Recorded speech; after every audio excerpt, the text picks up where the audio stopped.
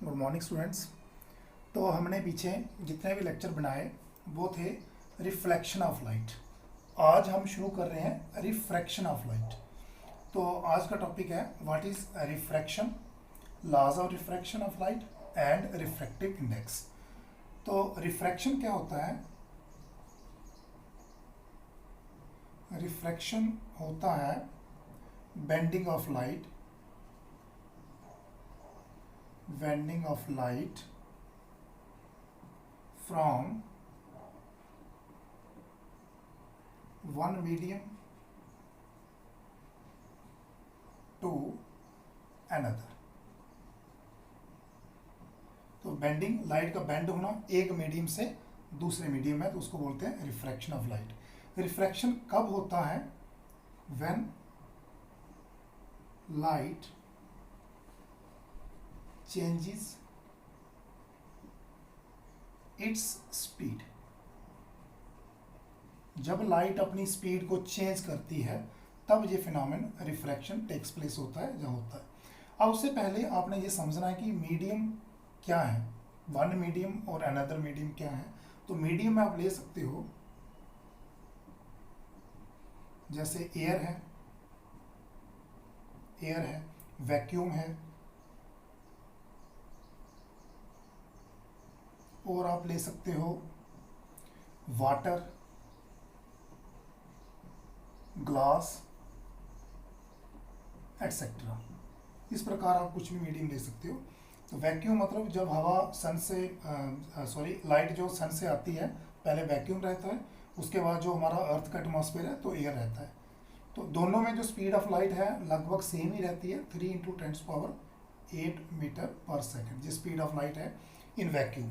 और एयर में थोड़ी सी कम होती है तो हम उसको ऐसे बराबर ही मानते हैं।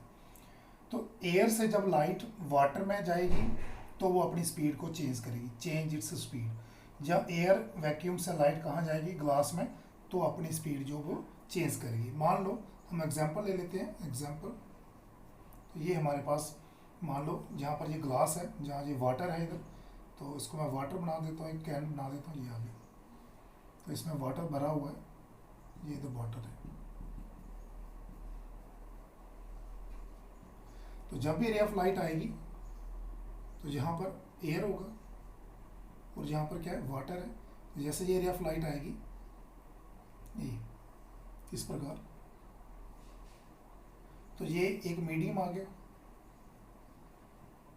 ये दूसरा मीडियम आ गया। डेफिनेशन क्या है? Bending of light from one medium to another, एक मीडियम से दूसरे मीडियम, एयर मीडियम से वाटर मीडियम। जब ये लाइट जाएगी तो ये जानी चाहिए तो ऐसे थी, तो ये थोड़ी सी बेंड कर जाती है, ये इस प्रकार थोड़ी सी बेंड हो जाएगी, इस साइड चली जाएगी। इस पॉइंट को हम बोलते हैं इंटरफेस। अब आपको पता है कि ये लाइट कौन सी है? Incident ray. ये कौन सी है? ये रिफ्लेक्टेड है।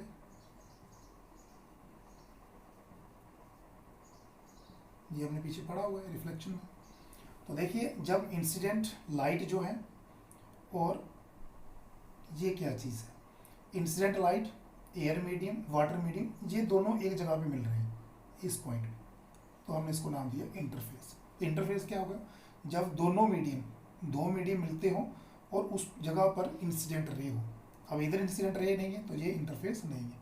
अगर हम इधर से इंसिडेंट रे बना देंगे तो ये भी पॉइंट इंटरफेस बन जाएगा। तो इस पॉइंट पे कहीं पर भी इंटरफेस बन सकता है जब उसमें हम इंसिडेंट रे लेके आते हैं। तो ये था हमारे पास रिफ्रैक्शन क्या होता है। अब हम पढ़ेंगे लॉज ऑफ रिफ्रैक्शन। तो लॉज में इसके दो लॉ हैं, नंबर 1 और नंबर 2। तो नंबर 1 हमारे पास आ गया द इंसिडेंट रे, अभी मैंने आपको बताया इंसिडेंट रे। दूसरी कौन थी? The reflected ray.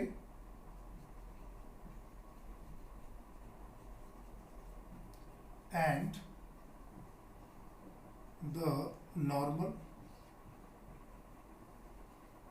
to the point of interface। all lie in the same plane। ये हमने रिफ्लेक्शन ऑफ लाइट में भी सेम ही लगभग लॉ पढ़ा था।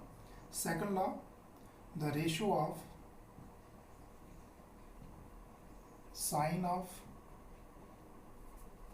एंगल आई टू द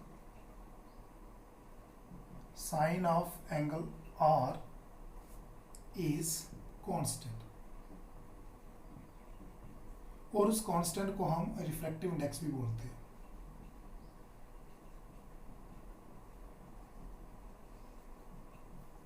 अब देखिए, अभी हम पढ़ रहे थे तो ये हमारे पास, मान लो ये हमारे पास ग्लास मीडियम है, तो ये रे ऑफ लाइट आ रही है और ये बेंड होगी ऐसे। अभी हम पढ़ेंगे कैसे बेंड होती है। यहाँ पर अगर हम एक नॉर्मल ड्रा करते हैं, ये नॉर्मल आ गया, रे ऑफ लाइट को जाना इधर था, थोड़ी बेंड होगी। ये हमारे पास एयर मीडियम है, ये हमारे पास ग्लास मीडियम। तो एयर मीडियम को हम बोलते हैं रेयर मीडियम। रेयर मतलब इसमें एयर में हम मूव करते हैं, ग्लास में मूव नहीं कर सकते, तो एयर के कंपैरिजन में ग्लास थोड़ा डेंस है तो इसको हम बोलते हैं डेंसर मीडियम। जब हम दोनों मीडियम को कंपेयर करेंगे, एयर को वाटर के साथ करेंगे, तो एयर हमारा रेयर बनेगा मीडियम और वाटर हमारा डेंसर बनेगा। इस प्रकार जब एयर को ग्लास के साथ करेंगे तो एयर हमारा रेयर मीडियम बनेगा और ग्लास हमारा डेंसर मीडियम बनेगा। तो जब भी रे ऑफ लाइट क्या करेगी, एयर मीडियम से डेंसर में आएगी, it bend towards the normal. तो उससे पहले ये मैंने नॉर्मल ड्रा किया, तो देखिए द इंसिडेंट रे, ये इंसिडेंट रे आ गई, द रिफ्लेक्टेड रे, ये रिफ्लेक्टेड रे आ गई, एंड द नॉर्मल, ये है नॉर्मल। नॉर्मल कहाँ है, to the point of interface. Interface ये था, इस पॉइंट पे जो नॉर्मल होगा वो एक ही प्लेन में होगा।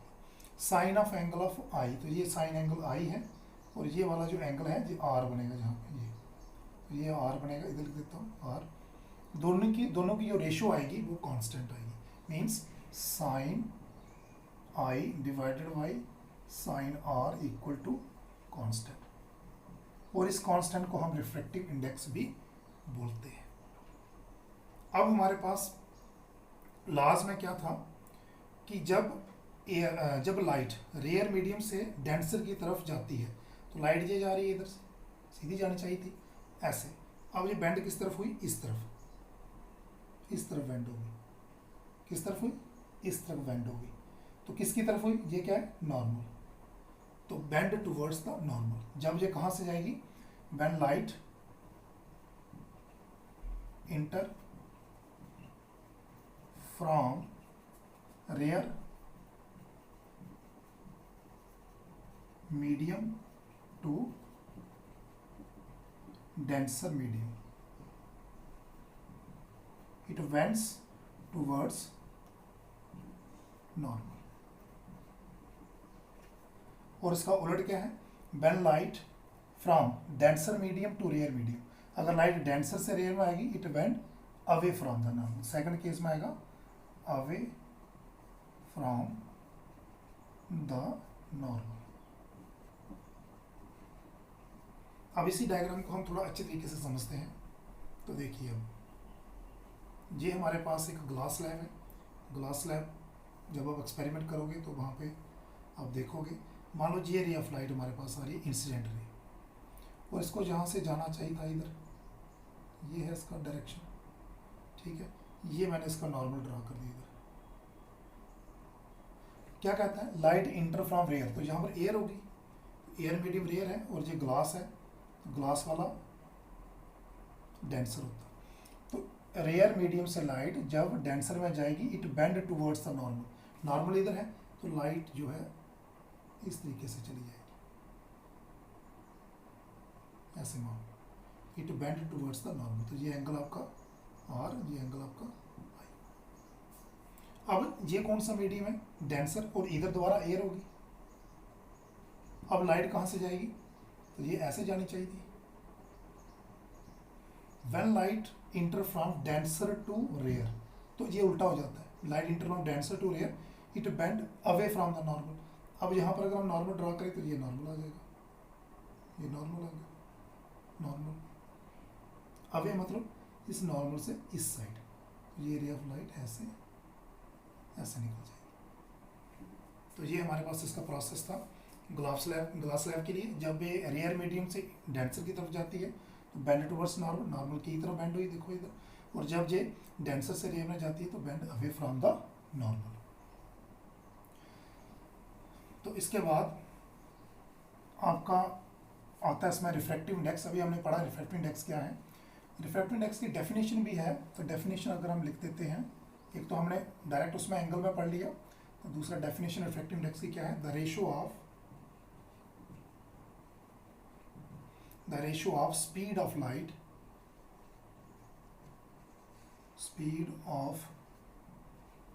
Light in vacuum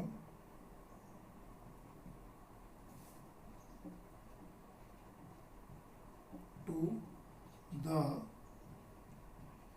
speed of light in medium आप उसमें लिख सकते हो ग्लास, और आप लिख सकते हो वाटर एटसेट्रा, कोई भी आप मीडियम ले सकते हो। तो स्पीड ऑफ लाइट एयर में देखनी है। रिफ्रैक्टिव इंडेक्स इसको हम एन से भी लिखते हैं। तो रिफ्रैक्टिव इंडेक्स किसके बराबर है, speed of light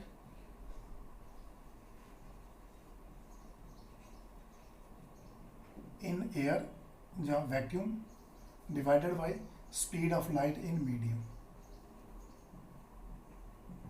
as we know speed of light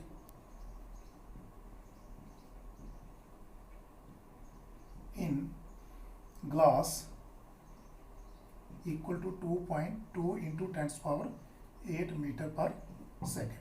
तो अगर हमें ग्लास का रिफ्रैक्टिव इंडेक्स निकालना है तो रिफ्रैक्टिव इंडेक्स ऑफ ग्लास हम इसको लिख देंगे NG, N for refractive index glass, G for glass.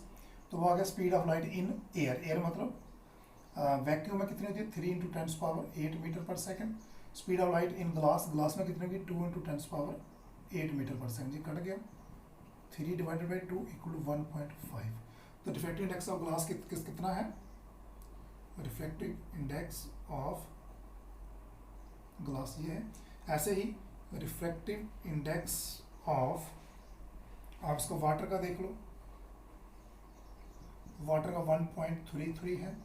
Refractive index of diamond, तो डायमंड का 2.42 रिफ्रैक्टिव इंडेक्स है। इस प्रकार हम इसको लेकर रिफ्रैक्टिव इंडेक्स निकाल सकते हैं। तो आज का टॉपिक जहाँ तक ही ख़त्म करते हैं, वीडियो बहुत लंबा बन चुका है। Thank you.